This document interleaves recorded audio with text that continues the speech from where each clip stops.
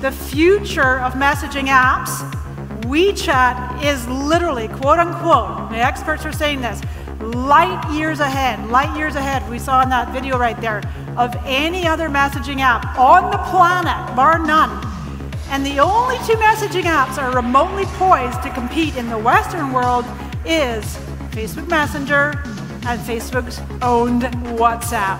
So it's a very powerful time right now for us to be really, obviously keeping our mobile strategy up and starting to integrate Messenger, bots, and micro-targeted videos, short videos. We'll talk a bit more about that. It's very, very exciting. It's exciting, but it's rapid to keep up with. Let's see, what else I was going to say. You can find that video if you just go to Google and you just go New York Times WeChat video. And like I say, that was brought out last fall, and they brought up a number that said 700 million users. Actually, I have it in a slide coming up. I updated it. It's actually 963 million now. They've added 263 million since they made that video. So they're closing in their first billion. It's really exciting. Oh, that's what I was going to say.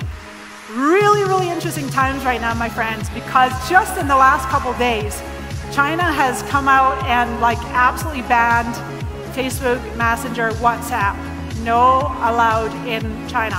However, China, they're super smart, clever. They have begun to advertise WeChat in the United States to businesses. So they're encouraging businesses in the US to have WeChat profiles and to start purchasing ads. I just think it's ironic. It's a fun game to watch, really. Anyway, so those are the apps to keep our eyes on and the growth. I know that Mark Zuckerberg and team are very aggressively going in the direction of more features inside of the Messenger and the WhatsApp. This is a chart showing the global Android app downloads in the last month, August. 6 out of 10 of which are owned by Facebook. This is mind-boggling. They're an absolutely dominant company by far. It's incredible. This is what Facebook calls their family of apps. Many of you are familiar with this. So they think of WhatsApp as one-to-one. It's really a chat app. It's very popular in Europe and a little bit in Asia, not so much in the States. They think of Messenger as small groups. Back last Christmas, they rolled out the ability to do 50-person live video chat, kind of for your family, small groups. Friends, of course, is Facebook. Groups are for community, and then they think of Instagram as being like for the world. So here's a quick review in case you're not familiar, but just quick latest stats. Just put them all up here. 2.1 billion on Facebook, 800 million, just celebrated that in the last couple of days, right?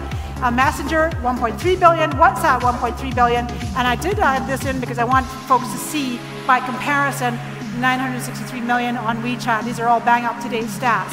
So WeChat is getting very, very close to their first billion, and that's pretty much only in China, which is just extraordinary.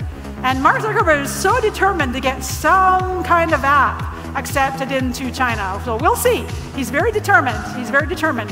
What Zuck wants, Zuck gets. We shall see. This you may have seen, I don't know, but it's Facebook's 10-year roadmap. And they introduced it 2 years ago. We're already kind of in this middle section here, and the main one where I've got my arrow, the video, and I like this little graph here of Facebook television. That's what's happening right now, Facebook television. We're going to talk a little bit about this at the end of my presentation of everything coming up in the next 10 years. Really fascinating. It's really exciting. So video. Facebook generates 8 billion video views a day.